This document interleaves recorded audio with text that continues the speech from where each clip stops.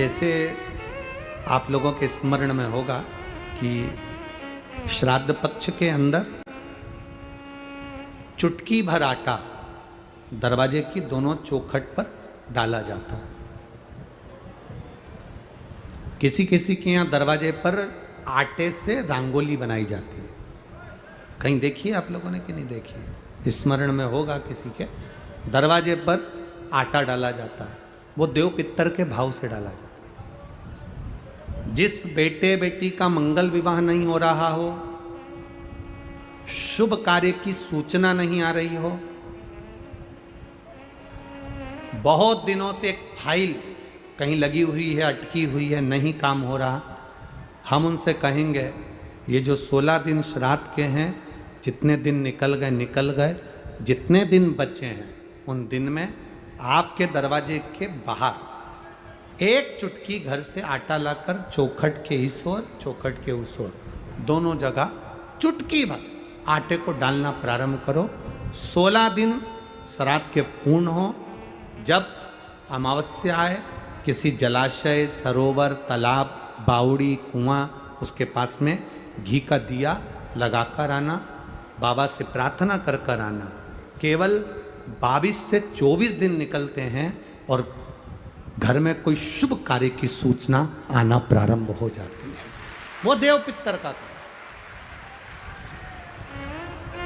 वो कार्य देव पितर का। वो देव पितर किस तरह से करेगा? बेटे की शादी, बेटी की शादी, हम कहें किसी के 42 साल भी अगर उम्र हो गई है, 40 साल, 42 साल, 35 साल, 38 साल, शादी नहीं हो रही तो कर कर देखना, एक बार बाबा से प्रार्थना कर कर देखना।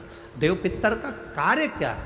घर में शुभ कार्य को करवाना, घर में अच्छी चीजें लाना, गर्भ में जो बच्चा है उस बच्चे को शरीर पूरा देना, ये देव पितर का कार्य है।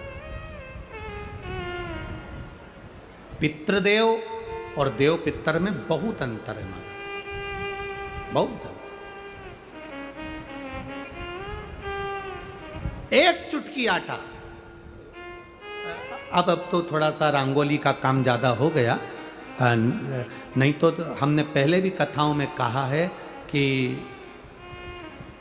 3 जगह पर आटे की रंगोली काम करती है, जिसका फल 1000 गुना होता है। 3 जगह पर आटे की रंगोली काम करती है, हमने पहले भी कहा। पहला, पितरों की पूजन हो रही हो, पितरों का पाटा भरा रहा हो, पितरों के लिए जोत लग रही हो, पितरों के लिए या अन्य स्थान पर कहीं पूजन हो, तो वहाँ पर आटे की रंगोली काम आती है। वहाँ पर रंग बिरंगी या पत्थर की रंगोली नहीं, मिट्टी की रंगोली नहीं, आटे की रंगोली काम आती है। दूसरे नंबर पर, तुम्हारे घर में यज्ञ हो रहा हो, घर के बाहर यज्ञ हो रहा हो, यज्ञ चल रहा हो, उस यज्ञ में 3 परिधियां बनती हैं ब्रह्मा विष्णु महेश की। देखिए आप लोगों ने, यज्ञ कुंड जो बनाया जाता है, उस यज्ञ कुंड पर पत्थर की रंगोली नहीं, मिट्टी की रंगोली नहीं, आटे की रंगोली डलना चाहिए। ये पहले डलती थी, अब लोगों ने फैशन में दूसरी डालना प्रारंभ कर दी। आटे की रंगोली डली होती है जब हम साकल्य छोड़ते हैं, अग्नि को जब हम साकल्य देते हैं, तो जिस आटे की रंगोली उस पर बनी होती है, तो हमारी जो साकल्य छोड़ी जाती है उसमें से एक अंश भाग हमारे पितरों के खाते में चला जाता है, जिससे पितरों की मुक्ति प्राप्त हो जाती है। तीसरा, आटे की रंगोली तीसरी, घर में शादी हो रही हो, मंडप बंधा हो, उस मंडप के नीचे जब पूजन हो रही हो, उस समय पर पत्थर की या मिट्टी की रंगोली नहीं।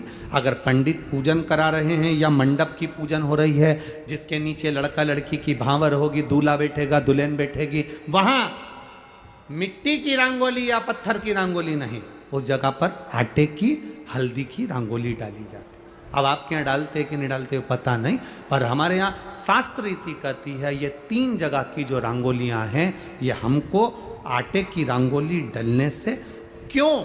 शादी के मंडप में पत्थर की रंगोली या मिट्टी की रंगोली क्यों नहीं डाली जाती? शादी के मंडप में, यहाँ दूल्हा दुल्हन की शादी होती है, वहाँ पंडित जी भी आटे की रंगोली डाल देते हैं, घर की बहन बेटियां आटे की रंगोली डाल देती है। उसका कारण क्या होता है? जिसकी शादी में मंडप के नीचे आटे की रंगोली डलती है, वहां पितरों को निमंत्रण नहीं देने की जरूरत पड़ती। वहां पितर उस वर कन्या को आशीर्वाद देते हैं, जिससे उनका वंश बढ़ता है, वंश रुकता नहीं। और ये निश्चित है, जिसकी शादी में, जिसके विवाह में आटे की रंगोली डलकर भांवर हुई होगी, उसके घर में